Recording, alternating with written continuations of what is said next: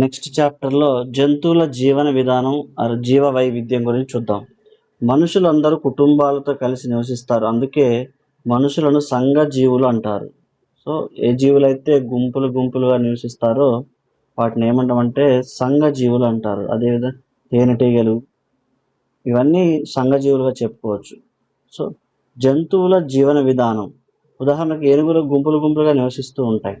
అడవిలో నివసించే ఏనుగులు గుంపులో ఉంటాయి. ఒక్కో గుంపులో 10 నుంచి 12 ఏనుగులు ఉంటాయి. వాటి పిల్లలు ఉంటాయి. వీటిలో ఎక్కువగా ఆడ ఏనుగులే ఉంటాయి. మగ ఏనుగులు చిన్నవిగా ఉన్నప్పుడు గుంపులోనే ఉండి 15 ఏండ్ల వయసు రాగానే గుంపు నుండి వేరుపడతాయి. ఈ గుంపుకు పెద్ద వయసున్న ఆడ ఏనుగు నాయకత్వం వహిస్తుంది. ఇక్కడ ఇంపార్టెంట్ ఏంటంటే ఏనుగుల యొక్క గుంపులు ఎంత అంటాడు, 10 నుంచి 12. మగ ఏనుగులు చిన్నవిగా ఉన్నప్పుడు గుంపులో నుంచి 15 ఏళ్ల వయసు వచ్చినప్పుడు గుంపు నుండి వేరుపడతాయి. ఈ గుంపుకు ఆడ ఏనుగు నాయకత్వం వహిస్తుంది. ఈ పెద్ద వయసున్న ఆడ ఏనుగు ఉదయాన్నే పెద్దగా గింకరించి ఆహారం కోసం బయలుదేరుతుంది. ఈ గుంపులోని ఏనుగులు అన్నీ దీన్ని అనుసరిస్తూ ఒకదానికొకటి కమ్యూనికేట్ చేస్తూ వెళ్తూ ఉంటాయి. సో జంతువుల యొక్క ప్రసారమయ్యే ఛానల్స్ ఏమేమి ఉంటాయంటే మనకి నేషనల్ జియోగ్రాఫిక్ ఛానల్, అదేవిధంగా డిస్కవరీ ఛానల్. ఇవి రెండిటిలో యానిమల్స్ గురించి ఎక్కువగా మనకి చూపించడం జరుగుతుంది. అదేవిధంగా doctor APJ Abdul Kalam rocket ప్రయోగాల పరిశోధనలకు మూల కారణం సముద్ర తీరంలో ఎగురుతున్న పక్షుల గుంపు. పక్షులు ఎగురుతున్న వాటిని అనుకరించి ఆయన రాకెట్లు అలా చిన్నగా ఉన్న వయసులో ఈ పక్షులు ఎలా ఎగురుతున్నాయో చూసి వాటిని చూసి రాకెట్లు ప్రయోగాలు చేయడం మొదలుపెట్టారు. అదేవిధంగా దర్జీ పిట్ట మొక్కల నారలతో ఆకులను కొట్టి గూడు తయారు చేసుకుంటుంది. దర్జీ పిట్ట అనేది ఆకుల యొక్క నారలతో ఏం చేస్తుంది, మొక్కల నారలతోటి గూడు తయారు చేసుకుంటుంది. అదేవిధంగా కొన్ని ఫిజికల్ సైన్స్లో ఉన్న బిట్స్ ఒకసారి చూద్దాం. భౌతిక ప్రమాణాల వ్యవస్థ. ఓకే, ఇక్కడ పొడవకు సీజియస్లో ప్రమాణం ఏంటి, సెంటీమీటర్. అదేవిధంగా ద్రవ్యరాశికి ఏంటి సీజియస్ ప్రమాణం, గ్రామ్. నెక్స్ట్ కాలానికి ఏంటి సీజియస్ ప్రమాణం, సెకండ్. నెక్స్ట్ ఎంకేఎస్ పద్ధతిలో పొడవకు ప్రమాణం మీటర్, ద్రవ్యరాశికి ఎంకేఎస్ ప్రమాణం కిలోగ్రామ్స్, కాలానికి ఎంకేఎస్ ప్రమాణం సెకండ్స్. అదేవిధంగా పొడవకు ఎస్ఐ ప్రమాణం వచ్చి మీటర్, ఎస్ఐకి ద్రవ్యరాశికి ఎస్ఐ ప్రమాణం కిలోగ్రామ్స్, కాలానికి ఎస్ఐ ప్రమాణం సెకండ్. ఇవి ఫిజికల్ సైన్స్కి సంబంధించిన కొన్ని ఇంపార్టెంట్ బిట్స్. ఇక్కడ పక్షులు గూడు కట్టుకోవడానికి ఉపయోగపడే ఏమేమి ఉన్నాయంటే గడ్డిపోచలు, చిన్న చిన్న రెమ్మలు, దారాలు, వైర్లు, కాగితపు ముక్కలు, పీచు, బత్త యొక్క ముక్కలు, మెత్తని నూలు, చెట్ల ఆకులు, ఎండిన పుల్లలు మొదలైనవన్నిటి ద్వారా ఉపయోగించుకొని గూడు కట్టుకోవడం జరుగుతుంది. ఇక్కడ గిజిగాడు పక్షుల్లో మగ పక్షులు మాత్రమే ఇక్కడ గూళ్ళు కట్టుకుంటాయి. ఇందాక మనం చూసినాం ఏనుగుల గుంపుకు ఎవరు నాయకత్వం వహిస్తారంటే ఆడ ఏనుగు. ఇక్కడ మాత్రం గిజిగాడు పక్షుల్లో మగ పక్షులు మాత్రమే గూళ్ళు కడతాయి. ఇలా కట్టిన గూళ్ళలో ఆడపక్షి తనకిష్టమైన గూటిలో గుడ్లు పెట్టి పొదుగుతుంది. సో ఇక్కడ రెండు చాలా ఇంపార్టెంట్. అక్కడ ఆడ ఏనుగు, ఇక్కడ మగ గిజిగాడు పక్షులు. పక్షుల గుడ్లు పెట్టే సమయంలో గూళ్ళు ఏర్పాటు చేసుకుంటాయి. పక్షి పిల్లలకు రెక్కలు వచ్చి గాలిలోకి ఎగరగానే ఆ పక్షులు గూడును వదిలేస్తాయి. మరోసారి గుడ్లు పెట్టడానికి కొత్త గూడును కట్టుకుంటాయి. పక్షుల గూడు కోసం ఎప్పుడూ శ్రమిస్తూనే ఉంటాయి. అంటే అవి పక్షులు కూడా ఎప్పుడు ఒక సీజన్ అయిపోయిన తర్వాత మరొక సీజన్కి రెడీగా మళ్ళీ కొత్త గూడు కట్టుకోవడం జరుగుతుంది. ఇక్కడ అదేవిధంగా డాక్టర్ సలీం అలీ. సో ఇతన్ని ఏమంటామంటే మనం మన దేశానికి చెందిన ప్రఖ్యాత పక్షి శాస్త్రవేత్త, ద బర్డ్ మ్యాన్ ఆఫ్ ఇండియాగా డాక్టర్ సలీం అలీని పిలుస్తారు. ఆయన పక్షులపై అనేక పరిశోధనలు, రచనలు చేశాడు. ఓకే, ఇక్కడ ఇది important. The bird man of India అని ఎవరు పిలుస్తామంటే డాక్టర్ సలీం అలీ. సలీం అలీని పక్షి శాస్త్రవేత్తగా పిలుస్తారు. నెక్స్ట్ ఇంకా పాలపిట్ట. మన పెద్దలు పాలపిట్టను చూపించడం శుభసూచకంగా మంచి జరుగుతుందని భావిస్తారు. ఇది ఎప్పుడు పండగలప్పుడు ఆ పాలపిట్టను చూస్తే మంచి జరుగుతుందని ఇదొక ఆచారంగా చెప్పుకోవచ్చు. దసరా ఉత్సవంలో పాలపిట్టను చూడడం ఒక భాగంగా చెప్పుకోవచ్చు. ఇక్కడ దసరా పండుగ రోజున పాలపిట్టను చూస్తే మంచి జరుగుతుంది అని పురాణాల్లో రాసిపెట్టుంది కాబట్టి ఇక్కడ దసరా ఉత్సవం రోజున పాలపిట్టను శుభసూచకంగా చూస్తారు. తెలంగాణ రాష్ట్ర ప్రభుత్వం పాలపిట్టను రాష్ట్ర పక్షిగా ప్రకటించడం జరిగింది. రాష్ట్ర జంతువుగా అయితే జింక, రాష్ట్ర పక్షిగా ఏం చెప్తున్నాం, ఇక్కడ పాలపిట్టను రాష్ట్ర పక్షిగా ప్రకటించడం జరిగింది. అదేవిధంగా కందిరీగలు, ఈ కందిరీగలు చూసుకుంటే ఆడ కందిరీగలు మాత్రమే గూడు కడతాయి. కందిరీగల గుంపులు గుంపులుగా కలిసి జీవిస్తాయి. ఇక్కడ చూడండి, కందిరీగలు అనేవి గుంపులు గుంపులుగా జీవిస్తాయి. గుంపులు గుంపులుగా కలిసి జీవించడాన్ని సామూహిక జీవనం అంటారు. ఓకే, ఇక్కడ కమ్యూనికేషన్ కోసం జీవులు అనేవి కందిరీగల నుంచి మనకి ఏమి లభిస్తుంది, హనీ వస్తుంది. నెక్స్ట్ హనీతో పాటుగా, తేనెతో పాటుగా వ్యాక్స్ వస్తుంది. సో ఈ వ్యాక్స్ని మనం క్యాండిల్ తయారీలో వాడతారు. హనీని అయితే దీంట్లో షుగర్ ఉంటుంది, ఫ్రక్టోజ్ షుగర్ ఉంటుంది కాబట్టి ఇవి మన బాడీకి చాలా ఉపయోగకరంగా ఉంటుంది. అదేవిధంగా సామూహిక జీవుల్లో చెప్పుకుంటే చీమలు ఒక ఎగ్జాంపుల్. ఇక్కడ చీమలు వచ్చేసి సంఘ జీవనంలో ఆదర్శప్రాయాలుగా చెప్పుకునేది ఎవరు, చీమలు. ఇవి పనులను విభజించుకొని క్రమశిక్షణతో పనిచేస్తాయి. చీమల్లో కూలీ చీమలు ఇక్కడ రక్షణ కల్పిస్తాయి. ఆహారం, గూడు కట్టడం, మరమ్మతులు చేయడం ఇవన్నీ ఎవరు చూసుకుంటారు, ఇక్కడ కూలీ చీమలు. నెక్స్ట్ వాటితో పాటు ఇంకేముంటాయి, మగ చీమలు ఉంటాయి, రాణి చీమలు ఉంటాయి. ఇవి వాటి యొక్క విధి ఏంటి, గుడ్లు పెట్టడం మాత్రమే రాణి యొక్క చీమల యొక్క విధి. అయితే ఇక్కడ కూడా కందిరీగల్లో చూసుకుంటే ఇక్కడ గుడ్లు పెట్టేది ఎవరంటే రాణి ఈగ, ఇక్కడ రాణి చీమలు గుడ్లు పెడతాయి. సో ఇక్కడ రెండు ఇంపార్టెంట్. అదేవిధంగా చీమలు ఆహార పదార్థాలను దవడలతో ముక్కలు చేస్తాయి. వీటిని మ్యాగ్జిల్లేస్ అంటాం మనం. ఈ మ్యాగ్జిల్లేస్ దవడల ద్వారా ఆహారం అనేవి ముక్కలు చేయడం జరుగుతుంది. ఒక చీమ తన బరువు కంటే 50 రెట్లు ఎక్కువ బరువైన పదార్థాన్ని మోయగలుగుతాయి. ఫర్ ఎగ్జాంపుల్ ఇది ఎంత ఉంటుంది, చిన్న వెయిట్ ఉంటుంది, దానికంటే 50 టైమ్స్ ఉన్న వెయిట్ని కూడా మోసుకుపోగలుగుతాయి. చీమలు వాటి తల ముందు భాగంలో 2 పిల్లర్స్ అంటే యాంటీనాస్ అంటాం, వీటిని యాంటీనేస్ అంటాం. 2 యాంటీనేస్ ఉంటాయి. ఇవి ఆహారం ఎక్కడ ఉందో కనుక్కోవడానికి ఇతర చీమలకు సమాచారం అందించడం జరుగుతుంది. ఇది ఏమిటికి, ఈ 2 పిల్లర్స్ అనేవి వీటిని యాంటీనేస్ అంటాం. వీటికి నోస్ అనేది ఉండదు కాబట్టి ఈ యాంటీనేస్ సహాయంతో ఎక్కడైతే ఆహారం దొరుకుతుందో అక్కడ సమాచారం అనేది సేకరించడం, ఒకదానికొకటి కమ్యూనికేషన్ చేసుకోవడం జరుగుతుంది. నెక్స్ట్ జీవ వైవిధ్యం. ఒక ప్రదేశంలో ఉండే వివిధ రకాలైన జంతువులను, పక్షులను, కీటకాలను, చెట్లను మొదలగు వాటన్నిటిని కలిపి ఏమంటామంటే జీవ వైవిధ్యం లేదా బయోడైవర్సిటీ అంటాం. అదే ఒక ప్రదేశంలో చూసుకోండి, ఎన్ని రకాల జంతువులు, అనేక రకాల పక్షులు, అనేక రకాల కీటకాలు, అనేక రకాల మొక్కలు, ఇవన్నీ ఒకే ప్రదేశంలో వివిధ రకాలైన జంతువులు, పక్షులు, కీటకాలు ఉండడాన్ని ఏమంటామంటే జీవ వైవిధ్యం అంటాం. అడవిలో జీవ వైవిధ్యం ఎక్కువగా ఉంటుంది. అడవిలో చెట్లతో పాటు ఏముంటాయి, యానిమల్స్ ఉంటాయి.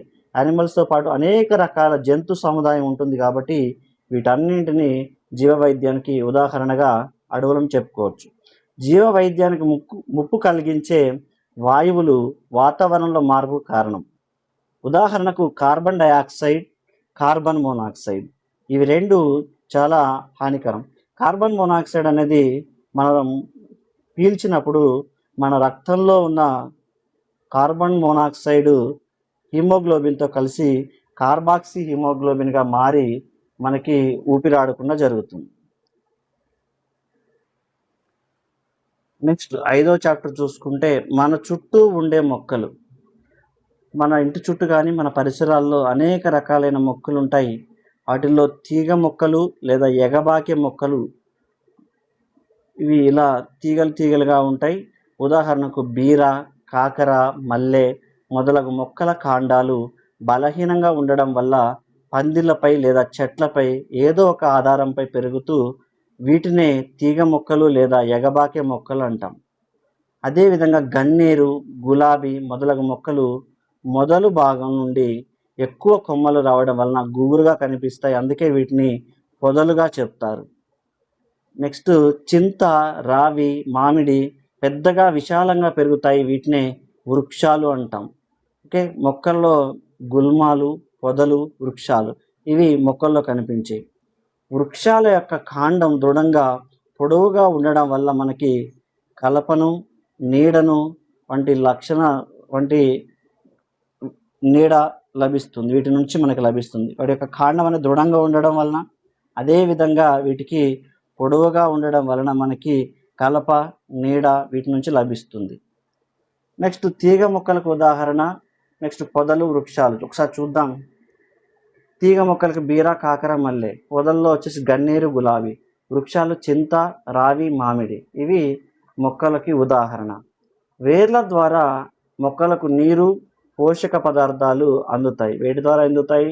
వేర్ల ద్వారా మొక్కలకు నీరు, పోషక పదార్థాలు అందుతాయి. అదేవిధంగా ఆకులు ఆకుపచ్చ రంగులలో ఉండడానికి కారణం ఏంటంటే, ఇక్కడ గ్రీన్ కలర్లో ఉండడానికి కారణం ఏంటంటే క్లోరోఫిల్. పత్రహరితం ఉండడం వల్ల మనకి మొక్కల యొక్క ఆకులు ఎలా కనిపిస్తున్నాయి? గ్రీన్ కలర్లో కనిపిస్తాయి. ఆకుపచ్చ కలర్లో ఉండడానికి కారణం ఏంటంటే క్లోరోఫిల్ ఉండడం వల్ల వీటి యొక్క ఆకుల యొక్క భాగాలు ఎలా ఉంటాయి? మనకి ఆకుపచ్చ రంగులో కనిపిస్తాయి. ఇక్కడ మొక్కల ఆకుల్లో ఆహారం తయారవుతుంది.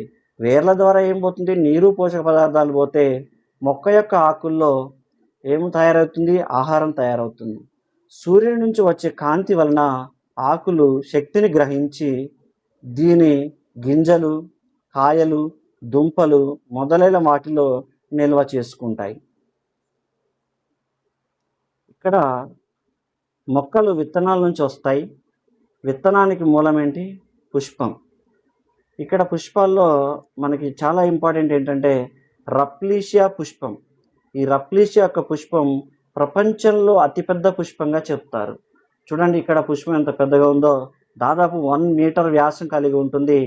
సుమారు 7 నుంచి 10 కిలోల బరువుతో ఉంటుంది. సో అందుకోసమే దీన్ని స్పెషల్గా చెప్పుకుంటున్నాం, rafflesia, the largest flower in the world. So దీని యొక్క వ్యాసం ఎంత ఉంటుంది? 1 మీటర్ ఉంటుంది. 7 నుంచి 10 కిలోల బరువు ఉంటుంది. ఈ పువ్వు నుండి కుళ్ళిన మాంసం వంటి వాసన వస్తుంది. కొన్ని పువ్వుల యొక్క పేర్లు చూద్దాం. Passiflora, bottle brush, bird of paradise, poinsettia, next billbergia ఇవి కొన్ని రకాల పుష్పాలు. వీటితో పాటు బిల్గోనియా పువ్వు కాదు. ఇది ఏంటండి? పువ్వు కానిది ఏంటంటే బిల్గోనియా అనేది ఫ్లవర్ కాదు. అదేవిధంగా వానపాముని ఏమంటాం మనం? ఇంగ్లీష్లో అర్త్ వామ్ అంటాం. ఈ ఎర్త్ వామ్ అనేది పెరిటిమా పోస్టుమా. దీని యొక్క సైంటిఫిక్ నేమ్ ఏంటి? పెరిటిమా పోస్టుమా. వానపాము యొక్క శాస్త్రీయ నామం వచ్చి పెరిటిమా పోస్టుమా. దాంతోపాటు వానపాముని ఏమని పిలుస్తామంటే రైతు యొక్క మిత్రుడు అంటారు. ఎందుకంటే భూమిని ఇది సారవంతం చేస్తుంది కాబట్టి వానపాముని రైతు మిత్రుడుగా చెప్తారు. అదేవిధంగా వానపాముని చేపలను పట్టడానికి కూడా వాడతారు. నెక్స్ట్ పార్థీనియం మొక్కను వయ్యారి బామ అంటారు. పార్థీనియం మొక్కను ఏమంటారు? వయ్యారి బామ. ఇది అమెరికా నుండి ఎక్స్పోర్ట్ అయింది. మన ఇండియాకి ఇంపోర్ట్ చేసుకున్నాం. గోధుమల నుంచి దిగుమతి చేసుకున్నప్పుడు వాటితో కలిసి మన దేశానికి వచ్చింది ఏంటిదంట? పార్థీనియం. మనం చూసుకునే పార్థీనియం మొక్క. నెక్స్ట్ ఈ పార్థీనియం మొక్క యొక్క పుప్పొడి వల్ల నుంచి వచ్చే పాలెన్స్ వల్ల మనకి ఊపిరితిత్తుల వ్యాధులు, చర్మ సంబంధిత వ్యాధులు రావడం జరుగుతుంది. ఇది మానవునికి చాలా హానికరంగా ఉన్న మొక్క పార్థీనియం లేదా వయ్యారి బామ. వివిధ రకాల మొక్కల ఉత్పత్తి కేంద్రాలను ఏమంటారు అంటే నర్సరీలు అంటారు. చిన్న కుండీల్లో పెరిగే మొక్కలను బోన్సాయి మొక్కలు అంటారు లేదా బోన్సాయి వృక్షాలు అంటారు. ఇది జపాన్ దేశానికి చెందిన సాంప్రదాయ కళ. ఇక్కడ చాలా ఇంపార్టెంట్ ఉన్నాయి పాయింట్ చూసుకుంటే, రైతు మిత్రుడు, వయ్యారి బామ. ఇది ఎక్కడి నుంచి ఎక్స్పోర్ట్ అయింది? వయ్యారి బామ అంటే ఇంపోర్ట్ చేసుకున్నామంటే మనకి అమెరికా నుంచి. దీనివల్ల వచ్చే పుప్పొడి రేణువుల వల్ల ఊపిరితిత్తులు, చర్మ సంబంధిత వ్యాధులు. అదేవిధంగా నర్సరీలో ఏమంటారంటే మొక్కల ఉత్పత్తి కేంద్రాలు. ఈ బోన్సాయి మొక్కలను ఎక్కడ నుంచి తీసుకున్నారంటే జపాన్ దేశపు యొక్క సాంప్రదాయ కళ. ఇక్కడ చూడండి, చిన్న చిన్న మొక్కలను, పెద్ద పెద్ద మొక్కలను కూడా చిన్న చిన్న కుండీల్లో పెంచడాన్ని ఇది బోన్సాయి వృక్షాలు అంటారు. మొక్కల ఉత్పత్తికి వాడే పద్ధతులు అంటుకట్టడం, కణజాల వర్ధనం, విత్తనాలు చల్లడం, ఇవి మొక్కలు ఉత్పత్తికి వాడే పద్ధతులు. అదేవిధంగా 6th చాప్టర్ చూద్దాం ఒకసారి. 6th చాప్టర్లో దారి తెలుసుకుందాం. ఒక స్థలానికి, ఒక భవనానికైనా లేదా గ్రామానికైనా ఇలా దేనికైనా చుట్టూ ఆనుకొని ఏమున్నాయో చెప్పడాన్ని సరిహద్దులు లేదా ఎల్లలు అంటారు. సో వీటిలో ఇది ఉత్తరం, దక్షిణం, తూర్పు, పడమర. సో ఇక్కడ వీటిలో మూలలు కూడా ఉంటాయి. ఈశాన్యం అని, ఆగ్నేయం అని, నైరుతి అని, వాయువ్యం అని, వీటిని మూలలుగా చెప్పుకోవచ్చు. దిక్కులు, మూలలు, ఉదాహరణ మంచిర్యాల జిల్లా. ఇక్కడ చూసుకుంటే మనకు టెక్స్ట్ బుక్లో ఇచ్చింది ఏమి ఇచ్చినట్టు ఇక్కడ మంచిర్యాల జిల్లా యొక్క దిక్కులు ఇచ్చారు. ఇక్కడ మంచిర్యాల జిల్లాలో 18 మండలాలు ఉన్నాయి. 18 మండలాల్లో ఒక మండలం పేరు ఏంటంటే లక్సెట్టిపేట. దీని యొక్క మూలలు కానీ, దిక్కులు కానీ అన్నీ క్లియర్గా ఇవ్వడం జరిగింది. వీటితో పాటుగా తెలంగాణ మ్యాప్ పాయింటింగ్ ఉంది. ఇక్కడ మహారాష్ట్ర, కర్ణాటక, ఆంధ్రప్రదేశ్, ఛత్తీస్గఢ్, ఇవి మన తెలంగాణకి ఉన్న సరిహద్దులు. వాటితో పాటు కొన్ని రకాల ప్రభుత్వ సంస్థలు ఏమేమి ఉన్నాయి ఇక్కడ? ఆధార్ కార్డు కనుగుడ్డుపై ఉన్న వలయాకార భాగాన్ని ఏమంటామంటే ఐరిస్ అంటారు. ఈ ఐరిస్ ద్వారానే మనకి ఆధార్ కార్డు యొక్క డిటెక్షన్. ఐరిస్ కెమెరా ఐరిస్ భాగాన్ని ఫోటో తీసి చెదిరిపోకుండా పదిలంగా భద్రపరుస్తుంది. దీన్ని మిమీ జోయ్ కనుగొన్నాడు. ఎవరు కనుగొన్నారంట దీన్ని? మిమీ జోయ్ అనే సైంటిస్ట్ ఈ ఐరిస్ని కనుగొనడం జరిగింది. అదేవిధంగా ఎంఆర్ఓ కార్యాలయం, తహసీల్దార్ కార్యాలయం ఏమంటాం? ఎంఆర్ఓ పనిచేసే విధులు ఏంటి? ఆహార భద్రత కార్డు మంజూరు చేయడం, రేషన్ కార్డు, సరుకులు సక్రమంగా పంపిణీ చేసి అవి పేదలకు సక్రమంగా అందేలా చూడడం, ప్రభుత్వ పథకాలు ప్రజలకు అందేటట్లు చూడడం, కుల ఆదాయ ధృవీకరణ పత్రాలు ఇవ్వడం, వెట్టి చాకిరి నుంచి ప్రజలను విముక్తులను చేయడం, భూ వివాదాలు మరియు రైతుల యొక్క పట్టాదారు పాస్ పుస్తకాలు ఇవ్వడం. ఇవి ఎవరి యొక్క విధులంట? ఎంఆర్ఓ యొక్క విధులు. మనం ప్రీవియస్ క్లాస్ 3rd క్లాస్లో చూసుకుంటే సర్పంచ్ యొక్క విధులు చూసాం. ఇక్కడ ఎంఆర్ఓ అండ్ ఎంపీడీఓ యొక్క విధులు కూడా ఇప్పుడు చూద్దాం. నెక్స్ట్ ఎంపీడీఓ మండల పరిషత్ కార్యాలయం అంటారు. ఇక్కడ వీరి యొక్క విధులు ఏంటి? ప్రాథమిక విద్యను అందించడం, పిల్లలకి ప్రైమరీ ఎడ్యుకేషన్ అందుతుందా లేదా చూడడం ఎవరి యొక్క విధి? ఎంపీడీఓ. వ్యవసాయం, పశుపోషణ, కోళ్ల పెంపకం, చేపల పెంపకం అభివృద్ధి చేయడం ఎవరి యొక్క విధి? ఎంపీడీఓ. నీటి సరఫరా చేయడం మండల పరిధిలో జరుగుతుంది. ఆరోగ్యం, శిశు సంక్షేమం, పారిశుద్ధ్య కార్యక్రమాలు చేపట్టడం, ఇవన్నీ ఎంపీడీఓ గారి యొక్క విధులు. రోడ్డు నిర్మాణం చేయడం, వాటిని మరమ్మతులు చేయడం మొదలగినవన్నీ ఎంపీడీఓ గారి యొక్క విధులుగా చెప్పుకోవచ్చు. అదేవిధంగా నెక్స్ట్ పోలీస్ స్టేషన్. ఈ పోలీస్ స్టేషన్ అంటే ఇక్కడ శాంతి భద్రతలు, నేరాలు జరగకుండా చూడడం, ఇవి పోలీస్ స్టేషన్ యొక్క పోలీస్ అధికారుల యొక్క విధులు. ఇక్కడ ఎంఆర్ఓ అధికారి యొక్క విధులు, ఎంపీడీఓ అధికారి యొక్క విధులు, ఇక్కడ పోలీస్ స్టేషన్ గురించి. నెక్స్ట్ బ్యాంకు గురించి చూద్దాం. ఇక్కడ బ్యాంకులో ఏమేమి చేస్తారు? డిపాజిట్ చేస్తారు, రైతులకు మరియు మహిళా సంఘాలకు రుణాలు ఇవ్వడం, ఇవన్నీ బ్యాంక్ యొక్క విధులు. Next PHC primary health centre, ప్రాథమిక ఆరోగ్య కేంద్రం యొక్క విధులు ఏంటి? మాతా శిశు సంరక్షణ కింద కానుపులు పిహెచ్సిలోనే చేయడం, ఆరోగ్య ఉప కేంద్రాల యొక్క నిర్వహణ పర్యవేక్షించడం, జాతీయ ఆరోగ్య కార్యక్రమాలను మండలంలో అమలు చేయడం, మండల పరిధిలో సాధారణ రోగులను ప్రతిరోజు పరీక్షించడం, ఇవి పిహెచ్సి యొక్క విధులు. నెక్స్ట్ ఎంఈఓ మండల వనరుల అధికారి. మనకి ఇది స్కూల్ ఎడ్యుకేషన్లో మెయిన్గా ఎంఈఓ గారు ఉంటారు అధికారిగా. మండలానికి, జిల్లాకి డిఈఓ గారు ఉంటారు. ఇవి మండల వనరుల కేంద్రం యొక్క విధులు. మండలంలో 100% బడి పిల్లలను బడిలో నమోదు చేయించడం. బడి ఈడు పిల్లలు ఎవరైతే ఉన్నారో ఇక్కడ 6 నుంచి 14 సంవత్సరాల ఉన్న పిల్లలందరినీ బాలలుగా చెప్తాం. ఈ పిల్లలందరినీ 100% బడిలో జాయిన్ అయ్యే విధంగా చూడడం ఎవరి యొక్క విధి? ఎంఈఓ గారు. అదేవిధంగా బడిలో చేరిన పిల్లలను నాణ్యమైన విద్యను అందేలా చూడడం, పాఠశాలను పర్యవేక్షించడం, సకాలంలో హాజరు కాని ఉపాధ్యాయులపై చర్యలు తీసుకోవడం, మధ్యాహ్న భోజన నిర్వహణ సక్రమంగా జరిగేటట్లు చూడడం, ఇవన్నీ మన మండల వనరుల కేంద్రం యొక్క విధులుగా చెప్పుకోవచ్చు. మండల పరిధిలో అన్ని రకాల అభివృద్ధి కార్యక్రమాలు పర్యవేక్షణ కోసం ప్రతి 3 నెలలకు ఒకసారి సమావేశాలు మండల పరిషత్ అధ్యక్షుని ఆధ్వర్యంలో జరుగుతాయి. నెక్స్ట్ ఆరోగ్యశ్రీ కార్డును జిల్లా కలెక్టర్ జారీ చేస్తారు. ఇవి ఎవరు జారీ చేస్తారంట? జిల్లా కలెక్టర్. ఎన్ని రోజుల్లో జారీ చేస్తారంట? 7 రోజులు సమయం పడుతుంది ఈ యొక్క ఆరోగ్యశ్రీ కార్డుని జారీ చేయడం కోసం. నెక్స్ట్ ఇన్ఫర్మేషన్ యాక్ట్, సమాచార హక్కు చట్టం 2005. ఇది కూడా చాలా ఇంపార్టెంట్, మనకి చాలా యూస్ఫుల్ అవుతుంది.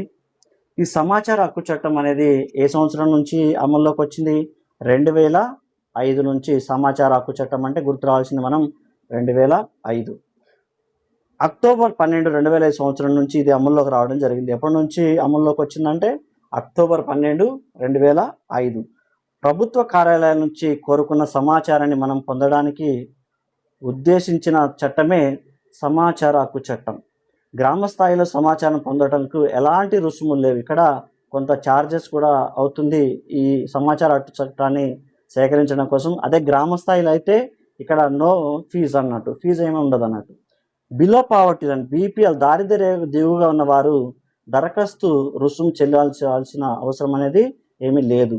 దరఖాస్తు చేసుకున్న 30 రోజులుగా సంబంధిత అధికారి నుంచి సమాచారం అందించాలి. ఎవరైతే ఈ సమాచార హక్కు చట్టానికి అప్లై చేసుకున్నారో వాళ్ళకి 30 రోజుల్లో కానీ అధికారి సమాచారం అందించాలి. ఒకటి జీవించే హక్కు సంబంధించింది అయితే 48 గంటల సమాచారం ఇవ్వాలి. వ్యక్తి స్వేచ్ఛకు సంబంధించింది అయితే 48 గంటల సమాచారం ఇవ్వాలి.